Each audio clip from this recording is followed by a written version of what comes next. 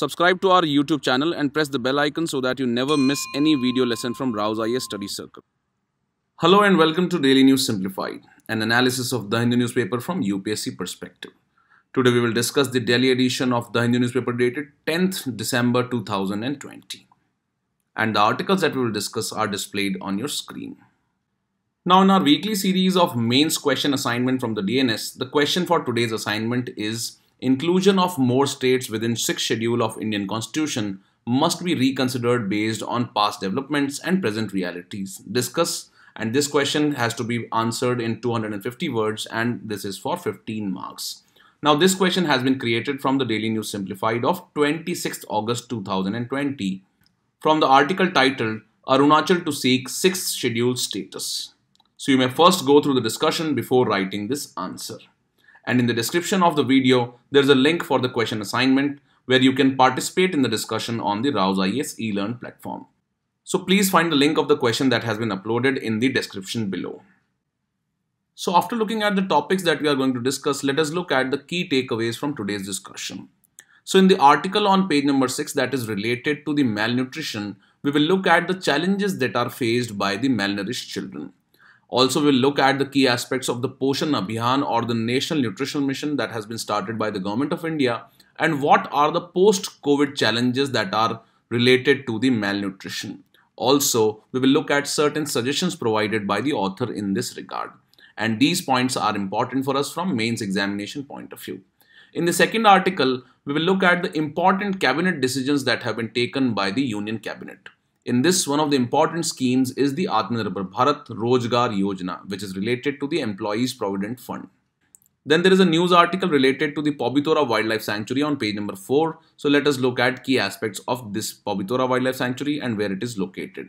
And finally, on page number 1, there is a news article related to Indus Valley Civilization. So we'll look at the way in which UPSC has been asking questions from the Indus Valley Civilization and some important aspects will be discussed here. So let us start with the first article now. Now this article on page number 6 has been written in the context of completion of 1000 days of the Poshan Abhiyan that has been started by the Government of India for reducing the incidences of malnutrition in India, especially in the children. So in this article, the author discusses the impact of malnutrition on the children of India. Again, he looks at the Poshan Abhiyan and finally, he talks about the challenges that have been faced in India post-COVID in terms of the issue of malnutrition. And finally, some suggestions have been provided for improving the situation of malnutrition in India and especially addressing the challenges that have been posed by the COVID-19 pandemic. So in this regard, this article can be important for us from General Studies paper 2 point of view in the topic social issues. So let us look at the different point of views that have been provided by the author in this article regarding the issue of malnutrition. And this is a very important topic for us from the General Studies paper 2 point of view. Now first looking at the challenges that are faced by the malnutrition children, the author highlights that such kind of children tend to fall short of their real potential and they suffer physically as well as mentally. So the malnutrition problem is not just related to the physical well-being of the children, but it also impacts them psychologically. Further, malnutrition leaves the children's bodies weaker and they are more susceptible to illnesses. Now, according to the data that was published by the Lancet, in 2019, around 68% of the 1.4 million deaths of children under the age of 5 years in India was attributed to malnutrition. So this highlights the gravity of the problem of malnutrition that is faced by India. Further, the children who survived malnutrition could not do as well as they could have done without the issue of malnutrition. Further, without necessary nutrients, their brains do not develop to the fullest. And accordingly, such children end up performing poorly at the school than they would have otherwise done. And about half of all the children who are under the age of 5 years in our country were found to be stunted, that is, they were too short for their age.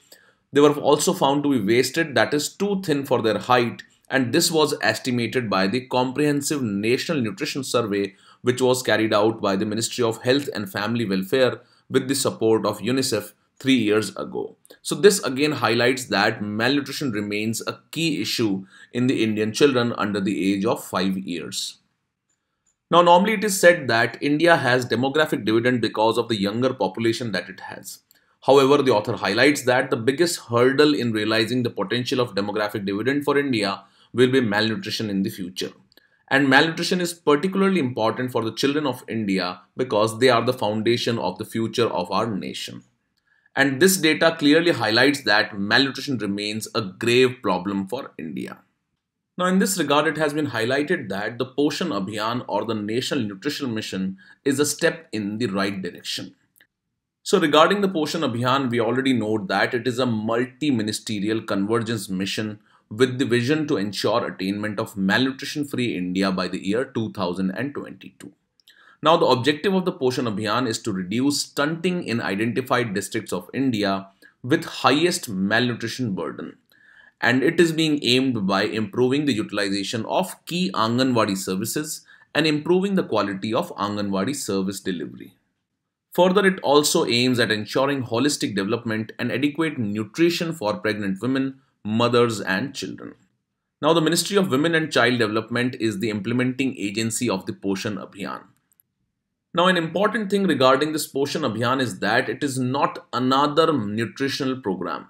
However, in India, there are already a number of schemes that are directly or indirectly affecting the nutritional status of children, pregnant women, and lactating mothers. And we note that there are schemes like the midday meal scheme, the integrated child development scheme, etc. And all these aim at achieving the issue of nutritional improvement in children and pregnant mothers. However, despite such schemes, the level of malnutrition and related problems has been high in our country. And accordingly, the Poshan Abhiyan is a scheme for convergence of such different schemes that are already existing. And through its robust convergence mechanism and other components, it would strive to create the synergy between the existing nutritional programs of Government of India. So basically, it is a convergence program related to the existing malnutrition schemes in India. And it is a focused program which aims at converging the existing malnutrition related schemes in those districts which have the highest malnutrition burden. So these are the key aspects of the Poshan Abhiyan or the National Nutrition Mission of India. Now, despite having such ambitious malnutrition program, there are certain challenges that have come up or surfaced after the COVID-19 pandemic has started. Now, COVID-19 pandemic is pushing millions of people into poverty and is accordingly reducing the incomes of such kind of population. Further, it is disproportionately affecting the economically disadvantaged sections of India, and this is the section of our population which is the most vulnerable to the malnutrition and food insecurity related issues. Further, the pandemic has prompted lockdowns and that had disrupted the essential services in India. And such essential services related to the malnutrition issue were supplementary feeding under Anganwadi centers, the midday meal programs, immunization, and micronutrient supplementation. And because of such disruption in the essential services, the problem of malnutrition can further increase in India. So as we know that COVID has adversely impacted the income levels of the most vulnerable sections of the society, let us look at what needs to be done in India in order to handle the situation of malnutrition. So in this regard, the author has highlighted that India already has some of the world's biggest early childhood public intervention schemes. And these include the Integrated Child Development Schemes or the ICDS, the Midday Meal Program, and the Public Distribution System. And all these aim at targeting the issue of malnutrition and food security. So despite the existence of such ambitious schemes, India needs to ensure the coverage of every single child and mother along with 12 months of Poshan Mah or the Nutrition Month. It should further include 52 weeks of breastfeeding weeks and 365 days of home take ration, which means that the target and the coverage of such kind of schemes should be such that it reaches each and every child and mother in India and addresses their nutritional needs 365 days an year. Further, we already note that the COVID-19 pandemic has adversely impacted the Indian economy. And as such, the government's funding is also being adversely impacted. So in this regard, India needs to keep in mind that it has to retain its financial commitments to the nutritional schemes. Now, besides retaining its financial commitments, the author says that the government further needs to allocate additional funds to preserve the nutritional security in the vulnerable communities. And particularly, the focus should be on providing more funds or more allocation for the nutritional security of women, children in slum areas, migrants, the population in tribal areas, and districts which have high incidences of malnutrition or those districts which have high malnutrition rates. Further, we note that women are the most adversely impacted section of the society because of the economic hardships. And these economic hardships have been further exacerbated by the COVID-19 pandemic. So, according to the author, the economic insecurities often force these girls into early marriage, early motherhood, and as such, they discontinue their schooling. And because of such adversities, there is reduction in institutional deliveries, and such kind of economic hardships further cuts the access to micronutrient supplements. So all these issues are worsening the situation of malnutrition in women and children. So in this regard, efforts should be made to address such hardships which have been exacerbated by the COVID-19 pandemic. And last but not the least, gathering important data related to malnutrition is one of the most important steps in having an understanding of the gravity of the situation of malnutrition in India. So to secure the future and to realize the potential of demographic dividend, India needs to clearly tackle the situation of malnutrition. So these are few important points that have been highlighted by the author in this regard, and he has provided certain important suggestions for us for improving the situation of malnutrition in India. And they can be used in writing the answers in the mains examination related to the issue of malnutrition. So you should keep a note of all these points that have been discussed here. With this, let's take up the next news article now. Now these three news articles on page number 7 and on page number 10 are related to the recent cabinet decisions. And such cabinet decisions are at times important for us from both preliminary as well as mains examination point of view, because such kind of decisions can be used in your answers in the mains examination. And accordingly, they can be used in answers in General Studies paper 3 in the topic economic development, as well as some of the points that we discuss here can be important for preliminary examination. So let us look at these cabinet decisions one by one, and what are the likely benefits and what was the need of such cabinet decisions. So in the first cabinet decision, the Union Cabinet has given its approval for the Atmanirbhar Bharat Rozgar Yojana. And this has been done in order to boost the employment creation in formal sector. And we note that Indian economy is mainly in the informal sector. So this will be a key step or a key measure for formalizing the economy and increasing the employment in the formal sector. And under this scheme, the government would bear the burden of employee provident fund contributions of employees and the employers. So in this regard, let us first understand what is the employee provident fund.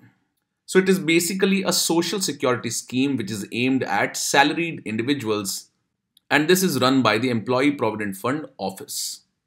Now regarding the coverage under this scheme, it includes those organizations that normally employ 20 people or more and who need to offer employee provident fund benefits to their employees. So such kind of organizations are covered. Now, is this employee provident fund scheme compulsory for all the employees? So clearly it can be said that it is not compulsory for all the employees, and it only includes those who earn rupees 15,000 a month, and such people or employees have to contribute 12% of their basic salary plus the dearness allowance to the employee provident fund.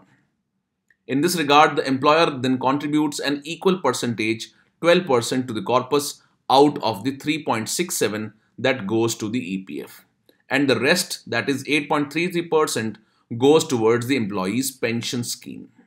However, for those who earn above the threshold of rupees 15,000 a month, the contribution to the employee's provident fund is optional. So the ministry under which this scheme comes is an important fact for us from the preliminary examination point of view. Again, which all employees are covered and for whom it is optional is also another important aspect of the Employee Provident Fund scheme. So in this regard, the Union Cabinet has approved the Atmanirbhar Bharat Rozgar Yojana.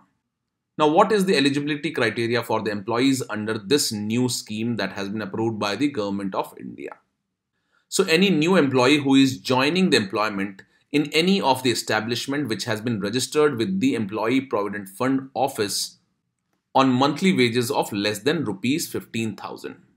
And those members who are drawing a monthly wage of less than 15,000 and who had made an exit from the employment during the COVID-19 pandemic between 1st March 2020 to 30th September 2020 and is again employed on or after 1st October 2020. So basically it brings a relief to those employees who had lost their employment during the COVID-19 pandemic. Now, what is the benefit under this scheme? So in this, the central government will provide the subsidy for 2 years in respect of new eligible employees who have been engaged on or after the 1st October 2020. So under this, those establishments which are employing up to 1,000 employees, the employee's contribution will be 12% of his wages. And the employer's contribution will be 12% of his wages. While for the establishments employing more than 1,000 employees, only the employees' EPF contributions will be 12% of the EPF wages. So basically the government will be providing the subsidy to those establishments which are employing up to 1,000 employees, and for that such kind of subsidy will include the 24% of the wages of the employees. And in this, the 12% contribution by the employees and the 12% by the employers will all be borne by the Government of India. And secondly, those establishments which are employing more than 1,000 employees, only the employees' EPF contributions that amounts to 12% of the EPF wages will be borne by the Government of India, and a subsidy will be provided by the Government of India. And such subsidy will be credited in the Aadhaar seeded Employee Provident Fund organization account number of the eligible new employees. So basically, earlier this burden was on both the employee and the employers, and now the Government of India will be providing a subsidy in order to boost the formal employment. So this is a key step in the formalization of the employment, and this is likely to boost the jobs in formal sector. Now, under the second cabinet decision under the PM-WANI project, the cabinet has given its approval for the proposal of Department of Telecommunications for setting up of public Wi-Fi networks across India. And as such, the PM Wi-Fi Access Network Interface project aims at delivering broadband connectivity speeds to every user through the public Wi-Fi hotspots at affordable rates. So what are the key details of this project? So as a part of the WANI project, any entity, which includes the company, proprietorship, societies, non-profit organization, etc., can set up a paid public Wi-Fi access point. And there shall be no license fee for providing the broadband internet through these public Wi-Fi networks.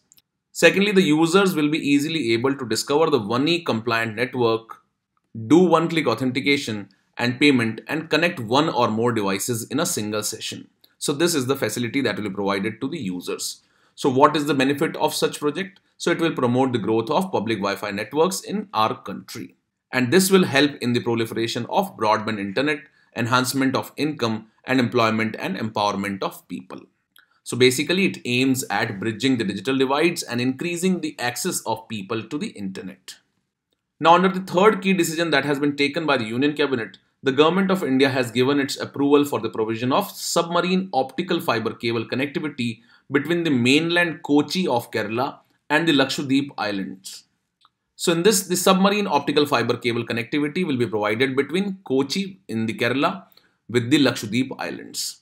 So this project basically aims at providing provision of a direct communication link through a dedicated submarine optical fiber cable between Kochi and the 11 islands of Lakshadweep, and they will include the Karavati, Kalpeni, Agati, Amini, Androth, etc. So as we all know that the Union Territory of Lakshadweep comprises a number of islands, and they are situated in the Arabian Sea. And they are of immense strategic importance for India because India has lately been focusing on the Indian Ocean region. And in this, the island territories of Lakshadweep and Andaman Nicobar are strategically very important for India. So in order to provide provisions of secure, robust, reliable and affordable telecom facilities, it is of utmost importance for the people who are living in these islands, and is also important from the strategic point of view for the whole country. Now presently, only medium of providing telecom connectivity to the Lakshadweep is through the satellites. And the bandwidth that is available under this satellite connectivity is limited to 1 gigabytes per second only, or 1 Gbps. So such limited bandwidth was a major constraint in providing data services which is primarily important for e-governance, e-education, e-banking, and for inclusive growth of the society. So this decision is basically important for bringing in or improving the governance in the Lakshadweep island, as well as it aims at focusing on the strategically very important island for India in the Indian Ocean region and especially in the Arabian Sea. So we see that these are the three major decisions that have been taken by the Union Cabinet, and they can be important for us from exam point of view. With this, let's take up the next news article now. Now, this article on page number 4 highlights that too many cattle are robbing rhinos of nutrition in the mini Kaziranga. So what this basically means is that the rhinoceros population in the Pabitora Wildlife Sanctuary of Assam is facing competition for the nutrition because of the presence of a lot of cattle. And that is because both the rhinoceros as well as the cattle feed on the grasses and have similar kind of food habits. And because of the increasing population of the cattle, these rhinoceros populations are now facing the competition for their nutrition and food. Now in the year 2019, you might be knowing that a question was asked related to the Agastyamalai Biosphere Reserve. And in this regard, the correct answer was that it includes the Nayar, Pepara, the Shendurne Wildlife Sanctuaries as well as the Kalakkad and the Mundanthurai Tiger Reserve. And accordingly, the key aspects of the Pabitora Wildlife Sanctuary is important for us from the preliminary examination point of view. So in this regard, let us look at the key aspects of the Pabitora Wildlife Sanctuary, which is also known as Mini Kaziranga from our preliminary examination point of view, and that can be important for us from environment and ecology point of view. So it is a wildlife sanctuary which is located on the southern bank of Brahmaputra in the Moraigaon district in Assam. So basically it is situated in the floodplains of river Brahmaputra. And this wildlife sanctuary came into limelight during the year 1961 to 62 for the sighting of one-horned rhinoceros. And presently there are around 102 rhinos and there has been an increase of 10% over the last 6 years. And it is said that the Pabitora has exceeded its rhino bearing capacity and is considered as overpopulated. And besides Pabitora, we note that another important national park where the one-horned rhinoceros are found is the Kaziranga National Park that is also present in the state of Assam. So looking at the location, it is located in Assam on the southern bank of river Brahmaputra. So these are few aspects that are important for us from the preliminary examination point of view. Now generally from our preliminary examination point of view, the wildlife sanctuaries, the national parks, the biosphere reserves as well as the tiger reserves of the northeastern part of India and especially of the northeastern states are very important for us from the preliminary examination point of view. And many a times questions have been asked from the national parks and wildlife sanctuaries of the northeastern India. And also questions have been asked from the national parks and tiger reserves of the southern part of India. So do prepare a list of the important wildlife sanctuaries, national parks of the northeastern part of India as well as the southern part of India. And you can find an exhaustive list of national parks, tiger reserves and biosphere reserves in the prelims compass of the environment and ecology that is available on our eLearn platform. So do go through the list with a focus on the national parks and wildlife sanctuaries of the northeastern states and the southern part of India. With this, let's take up the next news article now. Now this article on page number 1 reads that the cattle and buffalo meat residue has been found in the Indus Valley vessels. So a new study has found the presence of animal products which include the cattle and buffalo meat in ceramic vessels that are dating back to about 4006 years at 7 Indus Valley civilization sites. And a high proportion of cattle bones and cattle meat's presence in the vessels suggests a cultural preference for beef consumption across the Indus Valley population.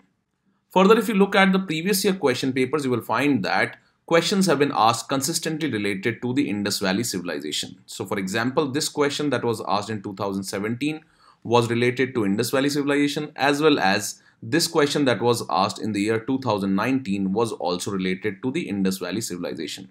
So the question in 2019 read, which one of the following is not a Harappan site? And here Sohagra is the only site which is not a Harappan site, but it is a Ashokan inscription site. And all the three, that is Chunhodaro, Kotdiji and Desalpur, are the important Harappan sites.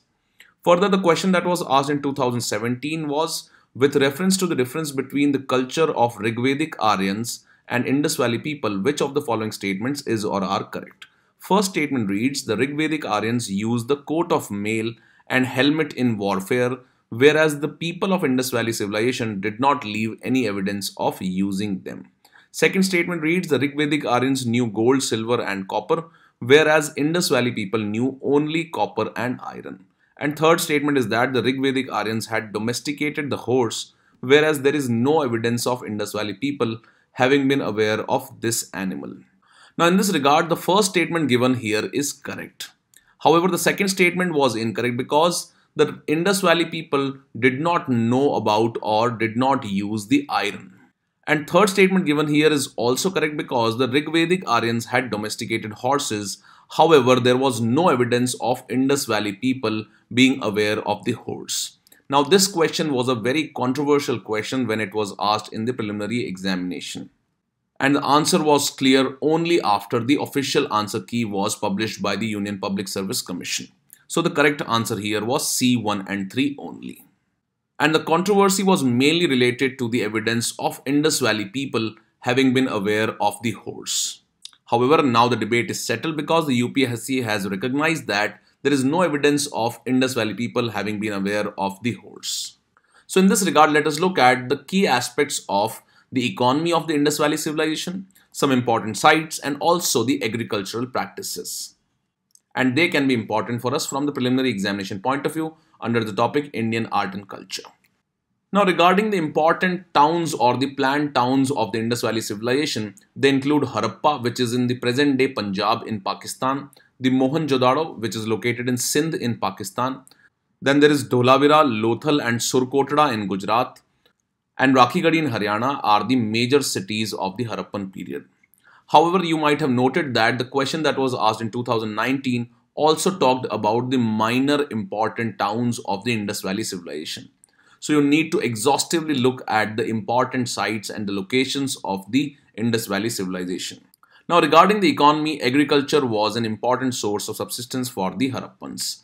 Further, the crops that were cultivated by the Harappan civilization people included wheat, barley, lentil, chickpea, sesame and millets. However, rice was cultivated at Lothal in Gujarat. Further, Harappans used plows, and ploughed fields have been found at the Kalibanga in Rajasthan. They also used canal as well as well irrigation. So such important statements like rice was cultivated in Indus Valley civilization or not, or the ploughs were used in the Indus Valley civilization, or the ploughed fields have been found at Kalibanga can be asked any time in your preliminary examination. So do prepare the Indus Valley civilization exhaustively from the preliminary examination point of view, from any standard textbook that can include the ancient history textbook or the ancient history books of Tamil Nadu State Board. Regarding the animal domestication, pastoralism was also practiced by Harappans. Also, they domesticated sheep, goat and fowls. They had knowledge of various other animals which included buffalo, pig, elephant, etc. However, horse was not known to them. And this question was asked in 2017. Further, the Harappan cattle was called as Zebu, and it is a large breed which is often represented on the seals of the Harappan civilization. Further, they also ate fish and birds, and evidence of boar, deer and gharials have been found at the Harappan sites. However, there has been lack of evidence of the presence of horse in the Harappan Valley civilization. So you can see that questions are asked from important cultural facts of the Indus Valley civilization, and they should be prepared properly. With this, we conclude today's discussion, and this is the question for the day.